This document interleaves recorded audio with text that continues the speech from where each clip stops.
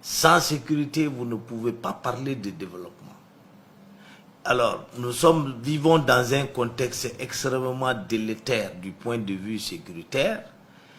Alors, par quels moyens vont-ils pouvoir ramener la sécurité?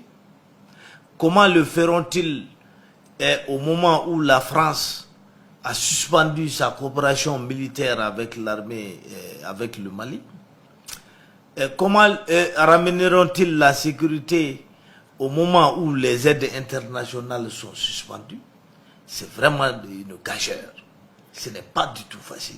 Mais il va falloir qu'ils réussissent ce challenge-là, qu'ils relèvent ce challenge, ce défi. Il a dit, allez-y, vous n'avez pas fini. Ensuite, les élections. Tous les maux de notre pays sont venus souvent d'élections bidons qu'on a organisées, juste pour perpétuer un régime ou pour propulser le candidat du pouvoir. Si on répète cette erreur-là, le futur président sera lui aussi balayé, parce que nous avons besoin d'un président réellement légitime, capable de dire aux Maliens et de parler aux Maliens et que les Maliens l'écoutent. Si vous n'avez pas de légitimité, tout le reste va tomber parce qu'on ne vous laissera même pas parler, à plus forte raison gouverner. Alors, ce président doit être patriote. Et un patriote ne vient pas forcément au pouvoir lorsqu'il y a des élections truquées. Alors donc, moi je rêve d'un président légitime et patriote. Et cela n'est pas possible. Un tel président ne peut pas venir au pouvoir si les élections sont truquées. Parce qu'on truque des élections pour donner le pouvoir à un homme lige. Cet homme lige ne peut pas avoir le patriotisme nécessaire pour redresser la barre.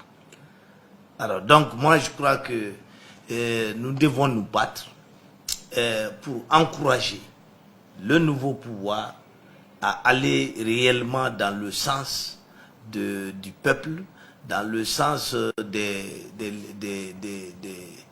la démocratie, et de faire en sorte qu'il y ait des élections transparentes et qu'un président légitime sorte des urnes. Est-ce que pour vous, le délai de 9 mois est parti? Est-ce qu'on peut raisonnablement respecter ce délai-là? Vous savez, la communauté internationale tient beaucoup au délai. L'objectif, c'est d'empêcher la junte, c'est-à-dire le colonel Goïta et ses compagnons, de pousser des racines. Parce que ce que la communauté internationale craint, c'est que les militaires ne s'habituent pas trop au pouvoir. Parce que s'ils s'y habituent, ils ne vont plus le quitter. Pourquoi?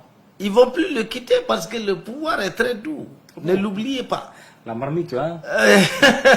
Alors, donc, je vous dis, les délais sont restreints de manière que le plus tôt possible, il y ait des élections et que les militaires quittent, parce que la communauté internationale ne veut pas de militaires au pouvoir. Mais honnêtement, dans notre cas, je ne crois pas que les 9 mois vont suffire pour organiser de bonnes élections. Je ne le crois pas. Alors il est tout à fait envisageable que le pouvoir vers la fin demande une rallonge de 3 mois ou de 6 mois. Mais certainement pas plus. Pas plus, ok. Parce que si on force sur le délai, si on ne veut pas terminer la transition, il y aura d'autres sanctions de la communauté internationale. Donc pour vous, on doit quand même finir, on doit sortir à un moment de la transition. Absolument. Voilà. Mais ce cycle de coup d'État, est-ce que faire pour ne plus se retrouver dans ce cirque infernal de coup d'État? Que faire?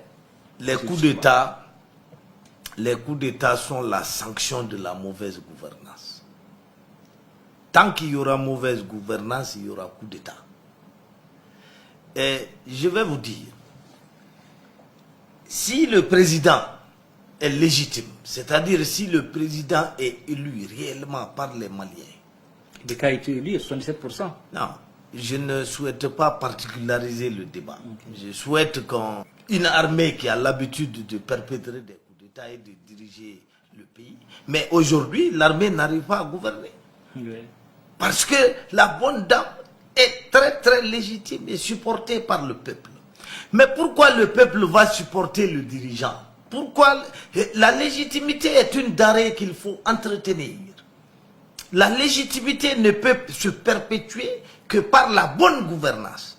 Il faut que le peuple se sente concerné par ce que les dirigeants font.